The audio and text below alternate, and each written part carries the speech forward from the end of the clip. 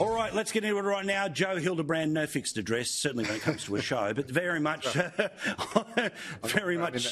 we love him. All right, don't forget, of course, the documentary coming up next week there, 50 years since the dismissal. Remember, the postscript is the Australian people had a chance to put him back and they didn't.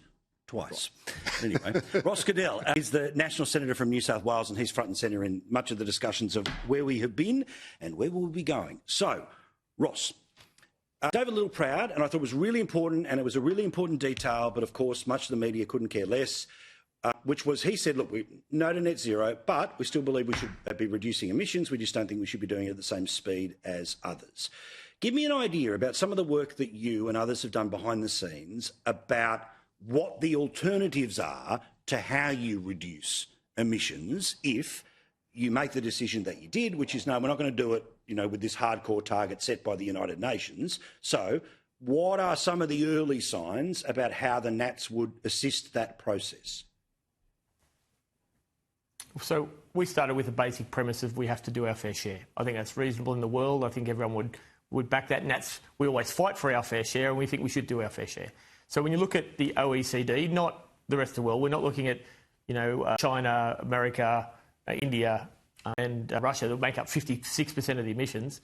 We looked at the OECD had fallen on average 13.5% since the 2005 baseline, and we'd gone 27% since the baseline. So we'd done twice as much as the rest of the like nations that were telling us what to do.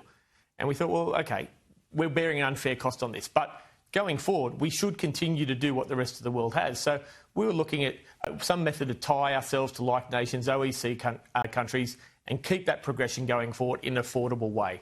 So I don't want to get over technical, but I'll tell you the basic mechanism here.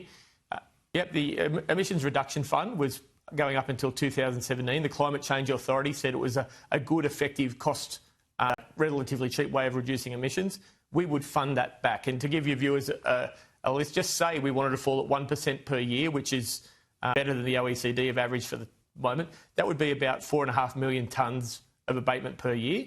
If you look at what's called the ACCU price, the Australian Carbon Credit Union, of $30, even if by buying a lot we go up to $50, that is only going to cost us around about $200 to $250 million a year, compared to the $9 billion that we're throwing at the wall on everything at the moment, achieving nothing. We have flatlined emissions for the last 3.5 years. We are no better off than we were when this government took place. So if it's not working and it's expensive, we think we can do it cheaper. We think we can actually do it better and in a fairer way going forward.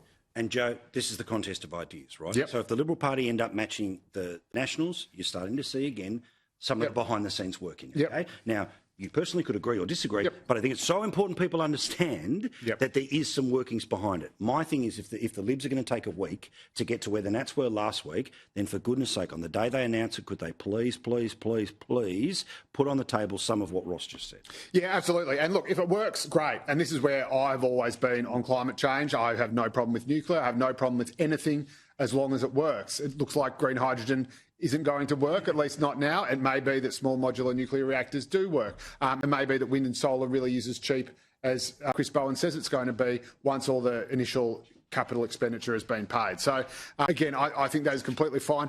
I actually think this is a sleeper issue for the government. I wrote as much this week. I think it's easy to look at the coalition kind of tearing itself apart over this and the government think, oh, that's fine, we'll just kick back. I think there is a real obvious ticking time bomb in the form of the higher power prices, especially in New South Wales, that kicked in on July 1, that fed to the over-the-odds inflation, that deprived Australians of a cup-day rate cut. Now, that is a pretty nasty, unholy trinity. And if you've got the Nats being able to now jump up and down and say, and it's all the fault of net zero, it's all the fault of net zero, then suddenly that could become a bit of a millstone for the government.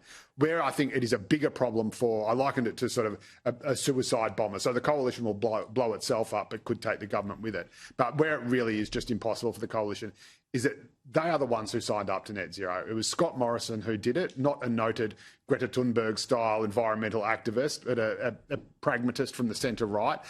And the fact that they've just taken so long to get to a position on this gives the impression that they're kind of hollow men, that they actually go, oh, what do I believe in? I'll get a focus group to tell me. And Well, certainly the Nats would argue that they were pulled to the decision. that's right. It's much less of a problem for the Nats. And they're back where they want to be. It's much less of a problem for the Nats, but for the Libs, who, again, need to win back teal seats if they're going to realistically have a shot at this, it's a big, big problem. I could spend more time back on Food Bank, but I think I made my point tonight and many nights before, so I will give you some relief here. But, Joe, the social media stuff which is coming in at the start of December, we know it means that a kid can't get an account on Facebook, Twitter, blah, blah, blah, blah, blah. But there's a problem with video games, right? And I don't mean that in the video games lead to violence and mass shooting and all the rest of it. The thing is, there are people who can have an account with one of those big console businesses. They can put on a headset and any random human around the world can end up talking to them. Isn't that exactly in part what we're trying to avoid with social media? So why have they let the gaming part of this off? Look, I actually don't mind that, believe it or not, and it's probably something I wouldn't have understood if I didn't have a kind of young kid who's about to go into high school myself. He loves his gaming. That is his playground. That's his hangout. It's all his friends are on it. The people he's interacting with are all people he knows. And if someone sort of chimes in from outside, or if one of the kids he knows starts to get mean or abusive, he can boot them. And they are there's no longer, and again, it's such a different generation to ours, but there is no stigma associated with dobbing on someone or reporting someone if they're behaving badly. In fact, it's something that all the cool kids do. And so it's amazing how quickly kids respond to this. And so I think it is fine. And it's so important to them. I mean, I'm a boring pragmatist, I know, but, you don't want to do anything entirely black and white. You want to make sure that, you're not snuffing out their whole social life just to keep them safe from a possible... 100%, but what the Prime Minister said today, effectively, go outside and play, which I love where he was today. It's like, okay... Ross, look, I want the system to work. I know that it's going to be rough and there's going to be lots of issues. Everyone wants the system to work, right? But do you think that there's anything here with what I'm talking about, or are you confident in the ability of people to be able to know the technology better than us, to be able to say, a weird dude in here, blocked? Mate, I've got 11-year-old Leo at home who gets on Roblox, and some of the trash talk that happens when someone steals their rainbow hamster on bloody Roblox is amazing. Better than I could trash talk when I was playing cricket. But it's the effectiveness of will this work or not. I think that's really the problem. People will, you've got VPNs. Kids, these guys, Leo, 11 years old, knows how to get on a foreign network VPN better than I do. These things where the search engines and the games, they don't stop you getting on, they just stop you having an account. So if I want to go on Roblox, or I want to search on Google, or I want to do these things on all these YouTube, I can. I just don't have an account, but I can. The only thing that stops is it blurs a picture till you click onto it. And if you don't see what you want, you can click on something way worse, and you still get the result.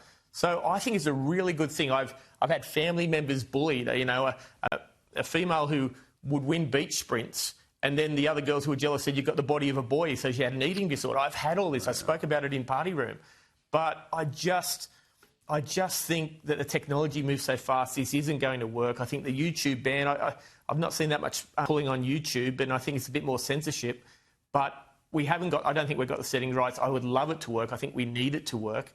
But we need to do more in this space if we're going to make that happen. Our mate Colin Flynn, he joins us in a moment or two's time, which means bumper stickers only, lads. We're all loser of the week, Joe. Yeah, it's an interesting one. I think, obviously, the Nats and the Liberal Party have got to be the loser. I think Susan Lee is in an absolute impossible position. If she moves to dump net zero, she alienates swing voters in the suburbs. If she doesn't, she alienates her base. So I think she is just in a world of pain.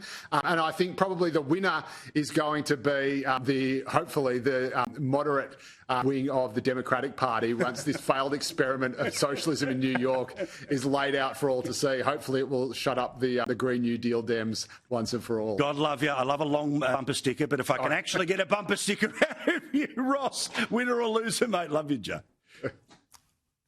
Matt Canavan, smart, handsome, well done on the net zero stuff. Winner of the week. You've done great, mate.